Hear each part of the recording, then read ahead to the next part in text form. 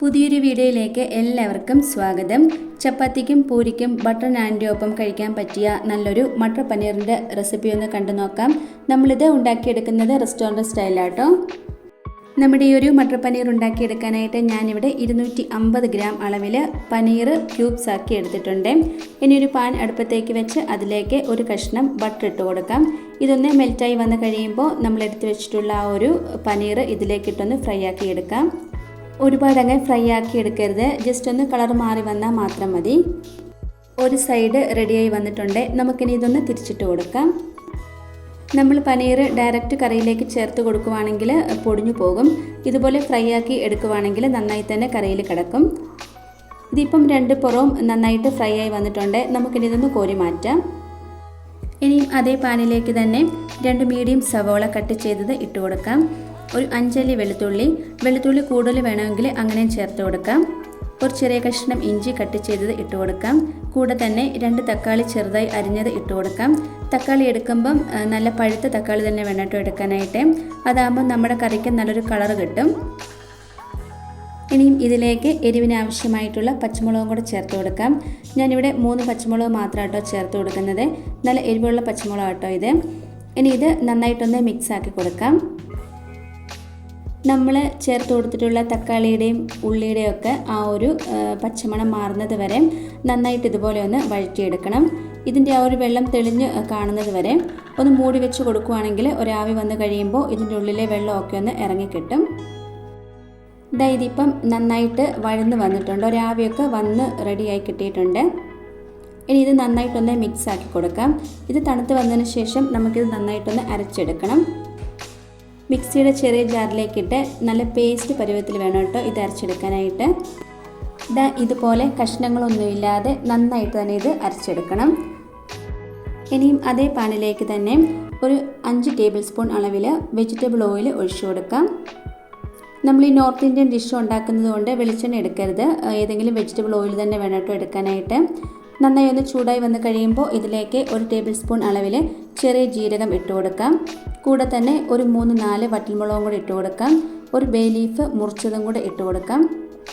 ഒരു ചെറിയ പട്ട, തക്കോലം, ഒരു 3 ഗ്രാമ്പു ഇതെല്ലാം കൂടെ ഇട്ട് കൊടുത്ത് ഒന്ന് ഫ്രൈ ആക്കി എടുക്കാം. ഇത് ഫ്രൈ ആയി വന്ന് കഴിയുമ്പോൾ നമുക്കിതിലേക്ക് പൊടികൾ ചേർത്ത് കൊടുക്കാം. 1.5 ടേബിൾ സ്പൂൺ അളവിൽ കാശ്മീരി മുളക് പൊടി ചേർത്ത് കൊടുക്കാം. അതേ അളവിൽ തന്നെ മല്ലിപ്പൊടിയും കൂടെ ചേർത്ത് കൊടുക്കാം. ഇനിയും ഇതിലേക്ക് 1/2 ടേബിൾ സ്പൂൺ അളവിൽ മഞ്ഞൾ പൊടിയും കൂടെ ഒന്ന് ചേർത്ത് കൊടുക്കാം. എന്നിട്ട് ഇതിൻ്റെ പച്ചമണം മാറുന്നത് വരെ നന്നായിട്ടൊന്ന് മിക്സ് ആക്കി കൊടുക്കണം. ഇനി നമ്മൾ നേരത്തെ അരച്ച് എടുത്തിട്ടുള്ള ആ ഒരു മിക്സ് ഇതിലേക്ക് ചേർത്ത് കൊടുക്കാം. ആ ഒരു ജാറ് കഴുകിയ കുറച്ച് വെള്ളം കൂടെ ഇതിലേക്ക് ഒഴിച്ചു കൊടുക്കുന്നുണ്ട്. ഒരുപാട് വെള്ളം ചേർത്ത് കൊടുക്കരുത്. ഇനി ഇത് നന്നായിട്ടൊന്ന് മിക്സ് ആക്കി കൊടുക്കാം. ഇനി ഇതൊന്ന് മൂടി വെച്ചിട്ട് ഇതിൻ്റെ ഉള്ളിലെ ആ ഒരു വെള്ളമൊക്കെ നന്നായിട്ടൊന്ന് വറ്റിച്ചെടുക്കണം. ഇതിൻ്റെ ഉള്ളിലെ വെള്ളമൊക്കെ വറ്റി നന്നായിട്ട് ഡ്രൈ ആയി കിട്ടിയിട്ടുണ്ട്. നമ്മൾ ചേർത്ത് കൊടുത്തിട്ടുള്ള ആ ഒരു എണ്ണയൊക്കെ നന്നായിട്ട് തെളിഞ്ഞു തന്നെ വന്നിട്ടുണ്ട്. ഇതുപോലെ നന്നായിട്ട് ഡ്രൈ ആക്കി തന്നെ എടുക്കണം, അതിൻ്റെ ആ ഒരു കളറൊക്കെ മാറി കിട്ടുന്നത് വരെ.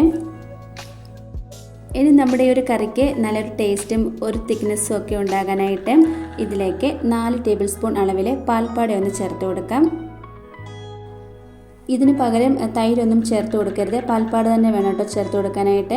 വീട്ടിൽ എടുത്തതാണെങ്കിൽ അത്രയും നല്ലത്, കുറച്ചും കൂടെ ടേസ്റ്റും നല്ലൊരു മണവും ഒക്കെ തന്നെ കിട്ടും.